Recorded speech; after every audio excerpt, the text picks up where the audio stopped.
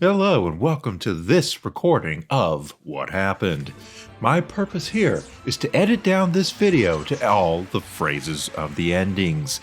If he ever ends his phrases with a certain tone of voice, then you know I'm going to keep it in the video. It's a certain way of talking. I call it YouTube script reading voice. It's always repetitive, and I can't believe how many times Matt McMuscles did it in this particular video. He did it at the end of almost every sentence. It's slightly different sometimes, but usually the same. Here we go. Let's go. And the intergalactic space gazongas of this weird alien chick. Torpedo launcher. Yes, Turok was a big deal in the 90s. He had 4 games in the space of 1 console generation. Then came Turok Evolution, and things got very happenedy. It's the year 2000, and Acclaim and Iguana Entertainment have just wrapped the N64 Turok trilogy with Shadow of Oblivion. It really pushed the system as far as it could go. Probably too far, judging by that frame rate. Animation in its in-game cutscenes, tons and tons of weapons. Iguana was Acclaim's go-to developer for just about everything. Time to make the most polished game. In less than 2 years after Shadow of Oblivion. To the rushed development of the game, certain games needed to be out by certain times, even if they weren't exactly ready, which destabilized the situation even more. Pretty stressful production overall. This can have on people's lives and so on. The story, or lack thereof. Going back to Tal Set from the first game. Forward, you tend to get a lot of prequels. Most of the narrative was handled via in-game radio transmissions and text on the load screens, which is another hallmark of being put under time crunch. Probably not the best way to introduce Turok on next-generation machines. Project one David Deinsteiber even touched upon the fact that the story was taking more of a backseat this time around. In an old interview with Planet GameCube, mission objectives are now conveyed in-game through radio transmissions, more and more cinematic cutscenes to bookend each level. Just what went wrong with Evolution? Tools for both Turok and Vex. Let me stop my own narration right there. Yeah, please do, because I really am tired of hearing you talk like this. End your sentences in a different way. This is so terrible. I hate hearing you repeat yourself with the tone of voice like this every time. Would you please learn how to read a script with some sort of care and attention and some acting ability? You do this for a living. You can take the time and make justifications to do better than this, man. Do better than this. Oh, sorry, I should have actually ended that phrase differently. Do better than this. The edgy mascot hero who's not as cool as Shadow, in addition to Evolution. Anyway, let's continue. The game has been in development for just under 2 years, the creation of tools and engine technology, as soon as the tools reached a usable state, and technology needed for games as big as Turok and Vex. It explains Turok Evolution. We scale back in scope in some ways, which is messed up to say since it was an N64 franchise. Evolution was a much more linear experience compared to the dense maze-like labyrinths of Turok 2, where you had multiple objectives, collectibles, keys, and power-ups that let you revisit locked-off areas. You know, content in Seeds of Evil, losing a lot of the level complexity fans were accustomed to. Tend to drag on for a while, as well as not being particularly polished in terms of controls. But they were always kept brief and explosive, so while a nice distraction, they probably relied on these magic carpet dinosaur rides a little too heavily. It seemed to affect every area of the game, the heights and popularity of Rare's efforts, but fortunately, that was their only competition back then, and all the incredible things happening on the PC. Underbaked MP didn't really have a chance to stand out. Again, like most things in the game, if they had more time, it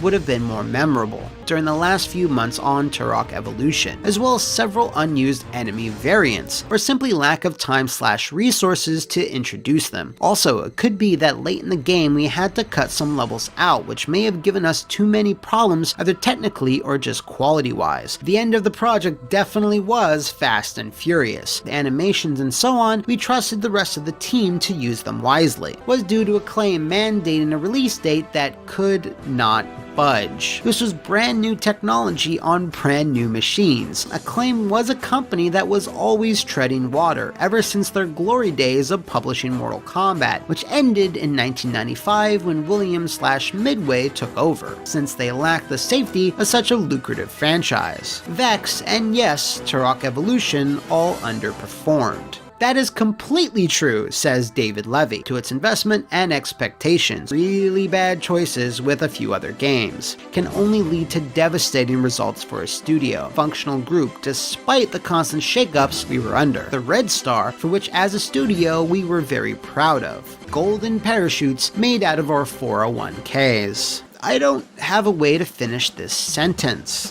Oh, well, that's okay. Let me help you out there, Matt. I don't have the words. You're going to have to come up with the actual words, but I'll give you the sounds. Something like this. Ba-na-na-na, na-na-na-na-na. Will ever appear from the mists again. Thank you for taking my advice. For answering our questions, and to Stephen Kick for making the introduction. See you next time, and thanks for watching.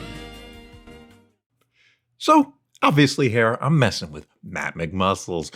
And it's just a little bit of fun.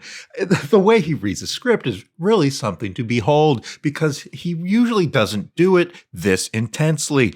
But for some reason, with this Turok production, he really hit it hard.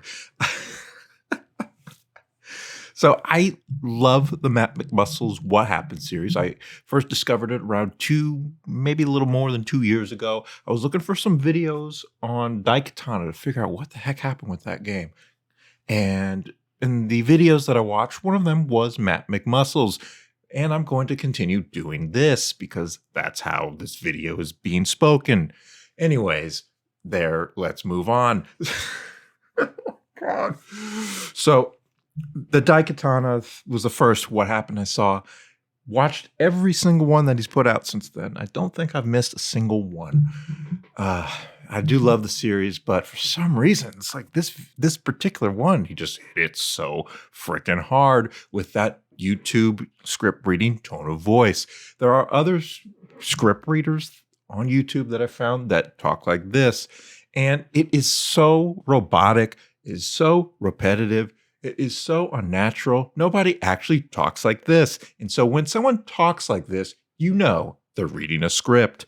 And they're not doing it in a dynamic and natural way. And they should probably try, especially if it's like Matt McMuscles, his job, to improve his voice reading abilities and voice acting skills. Lord knows I've had my share of struggles and trials and tribulations trying to improve my voice acting and voice script reading so that I don't sound robotic, so that I don't sound lifeless, so that I don't sound boring, so that I don't put people to sleep. And that was a multi-year process, and I don't think I ever really figured it out. But I never talk like this with all of my lines, just about. This is a 5-minute video out of how long is the total video? I don't even know. Let me look it up. Do I not have this open anymore? Yes, I do.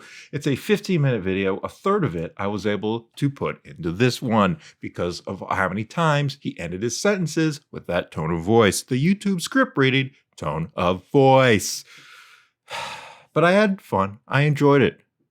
It was kind of interesting to see how much he did it, which was a lot. And now I'm doing it a lot. Just to make the point that it's really repetitive. Stop doing it because it's getting old. I'm going to stop the video right now. Goodbye. See you next time. I'm out. Hold on just a minute there. Before I go, I want to add in a clip from another YouTuber named NathyVR, who likes to read his scripts in the same way. But at least this guy is not a native English speaker, so maybe he needs to rely on crutches to get himself through his script reading voiceovers. And this is an example of a guy that does it every freaking sentence. So here it is. Check it out. Check it out. So, what if you could battle your friends in a huge virtual arena somewhere in your own town, allowing you to bring everything that makes VR awesome to a tennis or basketball court? With Space-Pirate Arena being one of the first multiplayer titles to nail this concept, we can slowly see warehouse-scale VR gaming becoming a reality. And not only for arcades, but also for consumers. So join me while we explore the future of online play and dive deeper down the rabbit hole.